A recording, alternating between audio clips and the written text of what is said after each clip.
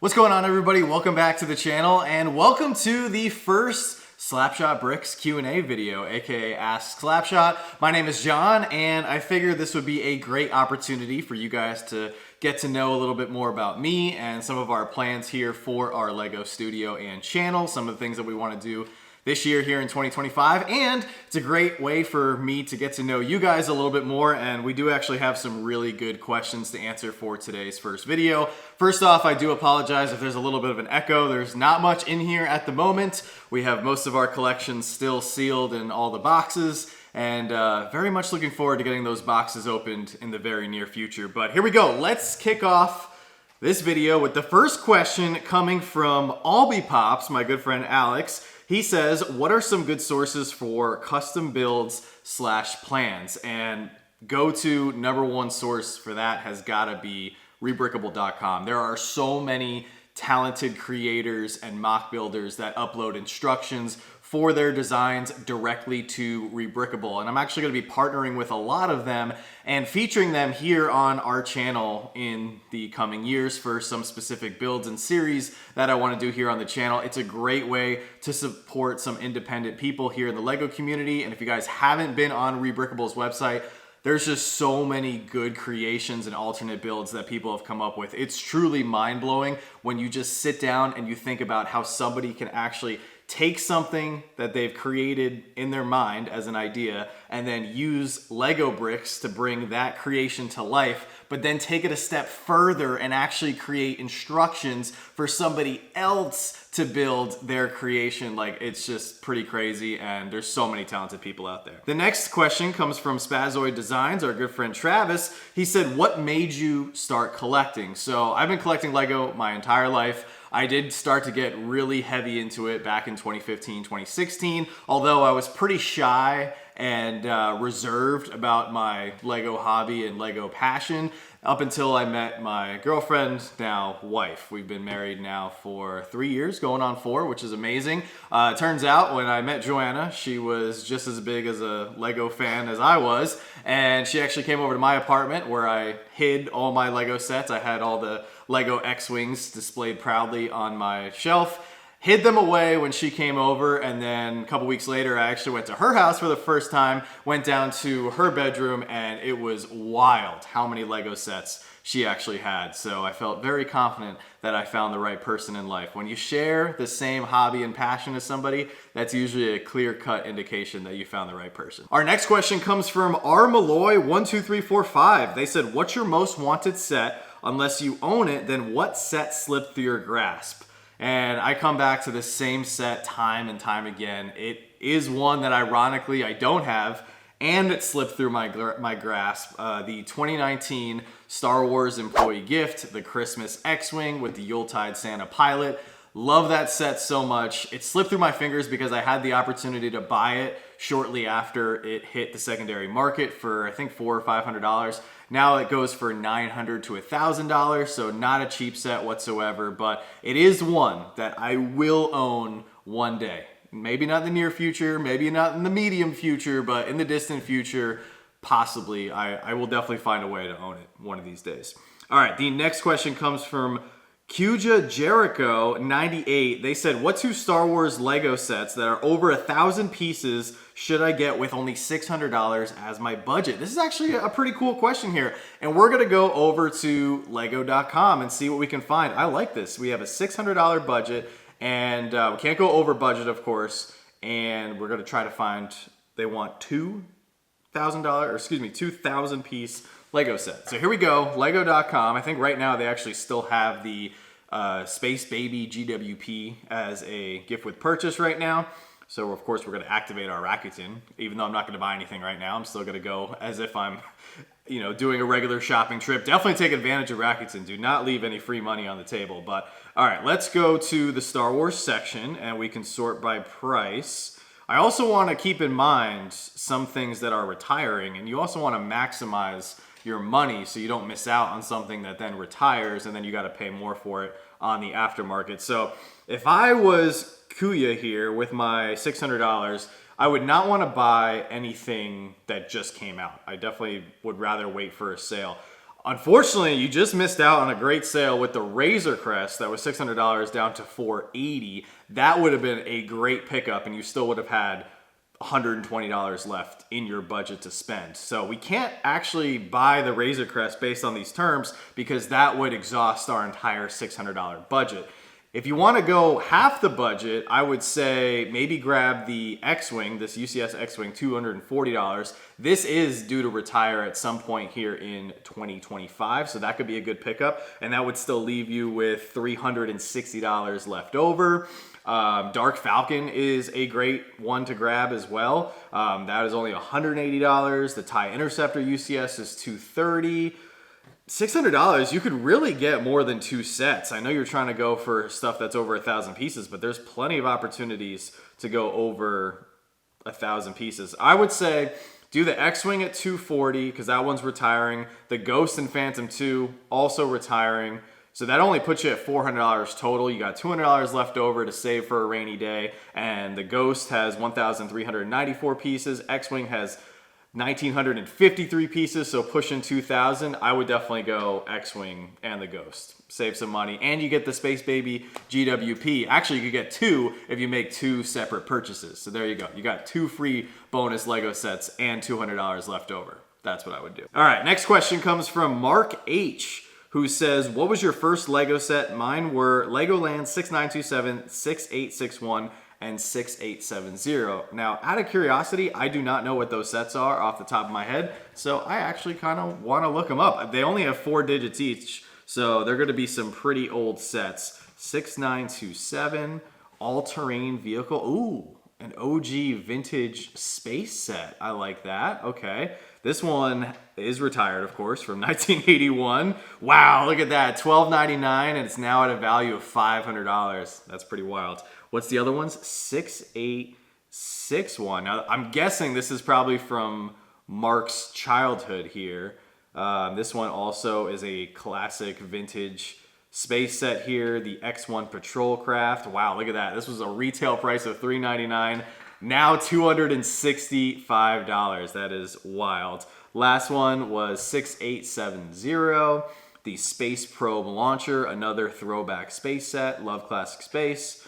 This one originally was $7.49, so a little pricey back then, but now goes for just under $200. All amazing vintage sets. I actually have some of those now. I did not have some of those as a kid. Believe it or not, the first set that I ever remember getting, I think it was my 6th or 7th birthday. I actually got a Harry Potter set as a gift from a random family member, and I was so upset. I was not into Harry Potter. I never really was into Harry Potter, and I was so excited because I remember getting the gift and shaking it and knew that it was Lego pieces. And I'm from a big family, so we didn't have a lot of Lego growing up. We typically only got a Lego set for our birthday and for Christmas. So it was a really big deal, and I was always counting down the days till my birthday or Christmas to when I would hopefully get a Lego set. And I was so excited. I remember I couldn't open the presents during the party, had to wait till the very end, till we did cake and presents and everything. And I remember ripping open the box and just actually being a little bit disappointed that it was Harry Potter. And I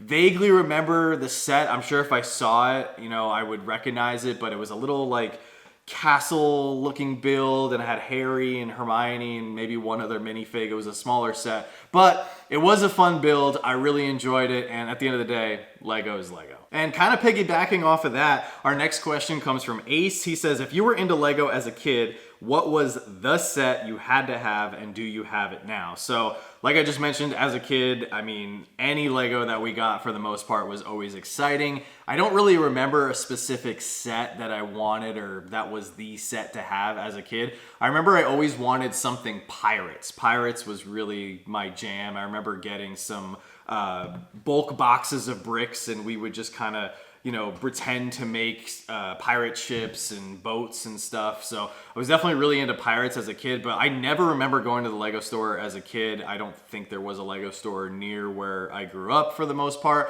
We also moved around a bunch, and I just never remember going to the Lego store. So I don't really have a concrete answer to this. Basically just any Pirates set now, and I actually am in the process of trying to get every single Pirates of the Caribbean ship. I do have the Queen Anne's Revenge and the Black Pearl. I think I'm missing the Silent Mary, and there is a rumored new Black Pearl that's coming out this year here in 2025, which is going to be really interesting to see. So that brings us to our very last question, which comes from O2 Ble D. They said, it would be interesting to see what plans and timescales you have. I appreciate you said June approximately before in a previous reply to me. Also wondered what areas are going to be in the city. Will there be an airport? Will the racetrack you mentioned to me before be part of the city or standalone? I love the racetrack idea, and it's a unique feature that isn't included in many YouTuber cities, if any. So shout out to Ble D. They've actually commented on almost every single one of the videos that we've posted here on the channel. So we've obviously conversed a few times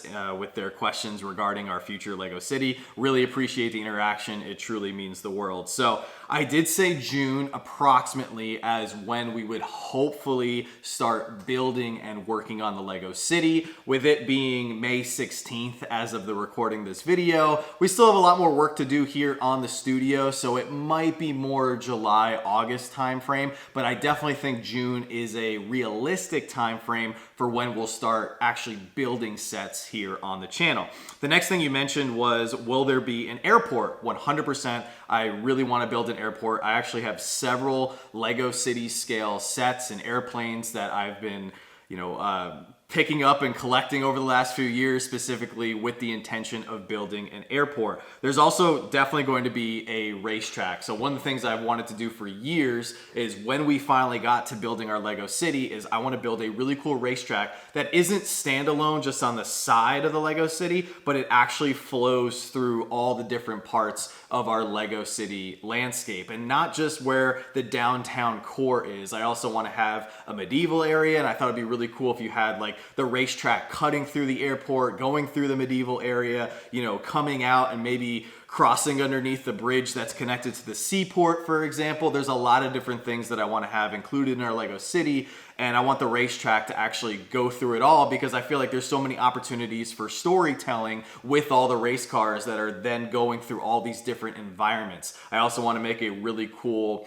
ice landscape of, maybe an ice mountain of some sort, especially with all the Lego City Arctic sets. Another big thing that I want to build is some sort of mini volcano, because I have all of the previous Volcano City sets. If you guys remember when those came out all those years back, I absolutely love the lime green vehicles and all the cool different builds that came along with those sets. But one of the things I wanted to show you in conjunction with this question is actually something that Joanna came up with, and she has actually designed every square inch of this studio. From the moment we knew we were going to purchase this home, she immediately put her architecture and interior design skills to work with the Room Sketcher app. So that's what I want to take a look at really quick. Now, I'm not going to be revealing the specific layout for our Lego City, because I don't want anyone to take it, because it's a unique layout that Joanna and I have spent several hours working on, and we want to reveal it when the time is right, when we actually have the table set up and everything. So that will be a future reveal. But right here, I actually have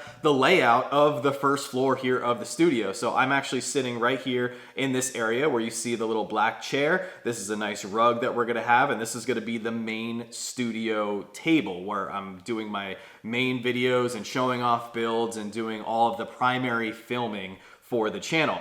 We're also going to be putting in a new staircase up to the second floor. The stairs that we have currently are a little unsafe, and we definitely need to get actual stairs instead of just a creaky old ladder that is not that easy to climb up to the second floor. So that is going to be something that's going to be happening at some point this year. We're just, budgeting as we go. And then this whole open space right here is where the city is going to go. We have the two garage doors here at the front. There is a door over here. The window right here, we actually covered that up because we didn't want sunlight coming through and possibility of sun fading some of the city buildings that we're going to have in the modulars.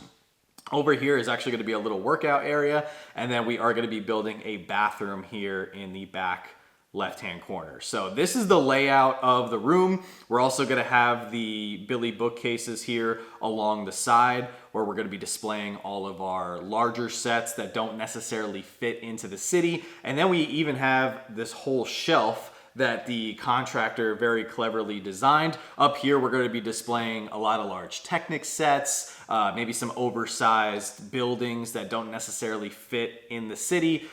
Titanic comes to mind, of course. That's not a building. It's not going to fit in the city. It kind of looks out of place if it's next to minifig scale sets. So that's going to be displayed up there along with the Coliseum, grand piano, stuff like that. And then these brown shelving units, they're actually going to surround me right here in this area. That's going to be all of our loose parts. And we're going to need those, of course, for building up the city with all the landscapes and everything. Mock building. I have a lot of plans for building alternative builds and mock sets. Once again, shout out to ReBrickable. So I wanted to just show you guys the layout. This was the first design that Joanna came up with. So this is the first draft of the garage studio space. Like I said, I don't want to show the newest and most up-to-date version because that does have our Lego City table layout included. But that's gonna do it for all the questions, guys. Thank you so much. I think this was a fantastic way to kick off the first Q&A here on the channel. If you guys have any questions about my Lego journey or Joanna's or anything that has to do with the studio or just anything that you're curious about us at all, drop it down in the comments section below and we will be sure to answer it in a follow-up Q&A video. Maybe I'll have Joanna join me as well if there's a lot of questions directed at her. I'll be happy to let her talk because this is just as much her channel as it is mine. Friendly reminder, guys, if you want to go jump in on the giveaway for the Camino training facility gift with purchase, don't miss out on that. Had the instructions to enter into that giveaway in the previous video, and I'll be drawing the winner here in the next video, so definitely don't miss out on that. I think we already have 100 entries on there, so thank you to everybody that's already entered in. I'm super excited to see who's going to win that giveaway. But with that being said, guys, thank you so much for watching. If you enjoyed the video, make sure to hit the thumbs up, subscribe if you're new, and as always, don't stop shooting until you score.